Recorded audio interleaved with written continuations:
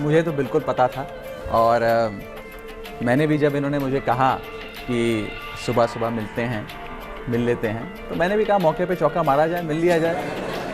तो हम मिले, लेकिन उसके बाद हमारा ये मुलाकातों का सिलसिला शुरू हुआ और फिर ये आज जब भारत वापस आई तो सीधा पंजाब आई शूटिंग के लिए। अब पंजाब में मैं काम कर रहा था, हमारी सरकार वहाँ है, तो फिर हम वहाँ खूब मिला करते थे और फिर धीरे धीरे नमस्कार दोस्तों, आज हम बात करेंगे राघव चड्ढा के बारे में। राघव चड्ढा को आप लोग बहुत अच्छी तरीके से जानते हैं, जो सांसद हैं और इस टाइम पे बहुत चर्चित पे हैं।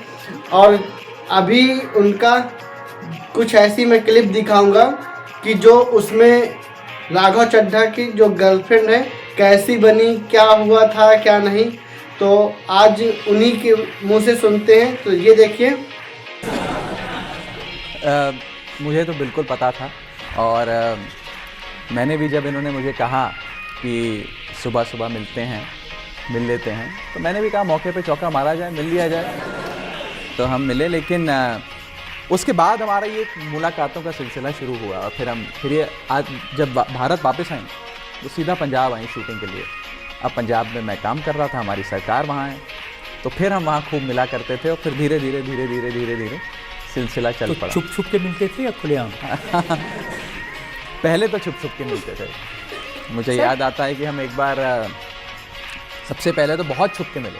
मेरे साथ जितने लोग थे, मैंने उन्हें बोला कि आप लोग यहाँ इस रेस्टोरेंट में बैठिए, मुझे अकेले जाना है किसी से मिलने। मुझे याद है मैं उस समय बरनाला में था, तो उन्होंने कहा रात को बरनाला में 8:30 बजे कहाँ अकेले जा रहे हैं मिलने। इनकी शूट खत्म हुई थी, इन्होंने भी अपनी सिक्योरिटी अपने सारे लोगों को बोला आप लोग वापस जाइए, मुझे अकेले किसी से मिलने जाना है। ये भी अकेले गाड़ी में बैठ कर आई और फिर हम किसी खेत खलियान में आराम से बैठे। खेत खलियान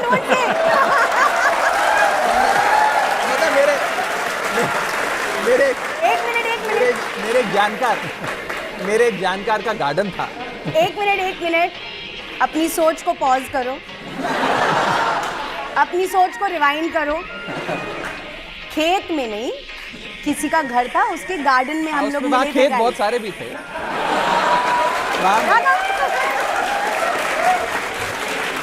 उनके गार्डन में मिले, आराम से चर्चा करी और उसके बाद फिर मिलते रहे। मुझे याद आता है मैं एक बार चमकौर साहब गुरुद्वारे गए मत्था टेकने। मैं आपको एक स्टोरी बताती हूँ सर।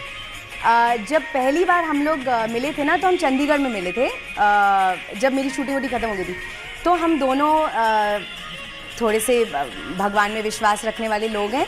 तो मैंने कहा कि हम जब भी कहीं ऑफिशियली पहली बार जाएंगे तो हमें गुरुद्वारा जाना है। तो उसने कहा कि ठीक है। तो हमने प्लान किया कि हम चमकौर साहिब जाएंगे, लेकिन किसी को पता नहीं था हमारे बारे में।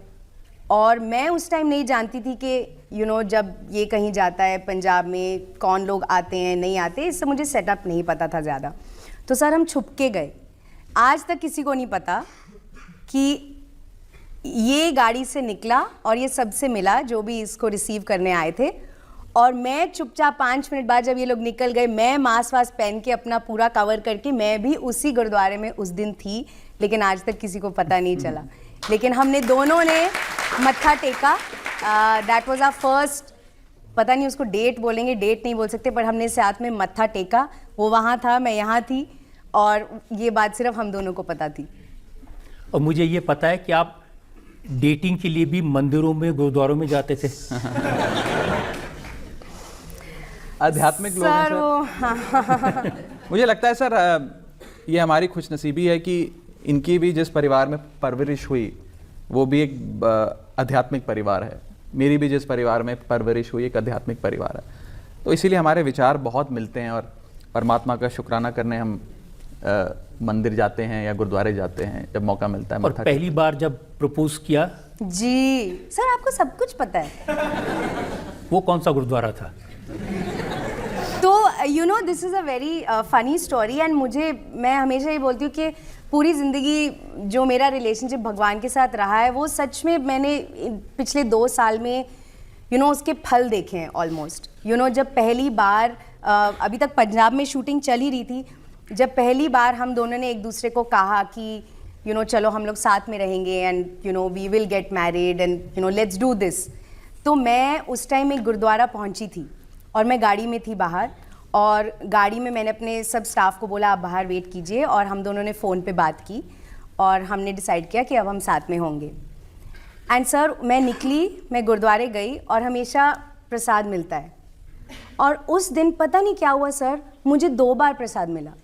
तो एक प्रसाद जो पूरी ज़िंदगी मुझे मिलता था, उस दिन मुझे 2 मिला, and that was the day I had decided that we will get married.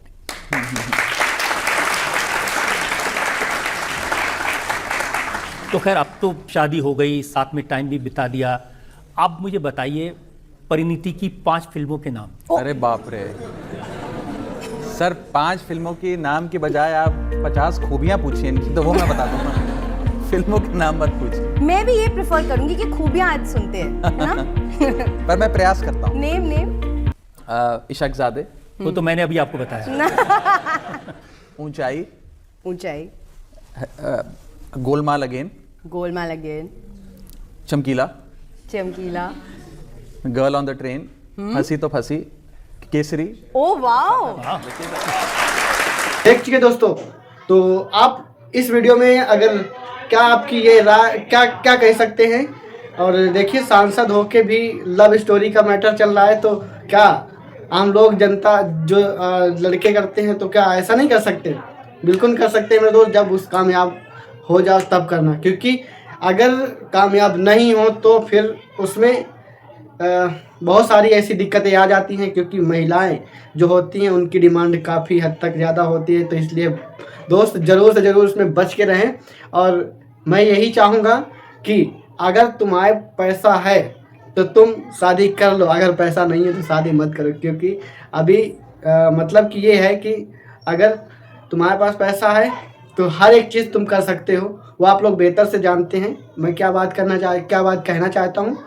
और तो आप लोग क्या सोचते हैं? राघव चड्ढा एक बढ़िया इंसान है जो क्या नाम है, बहुत ही इस टाइम पे चर्चा हो रही है इनकी।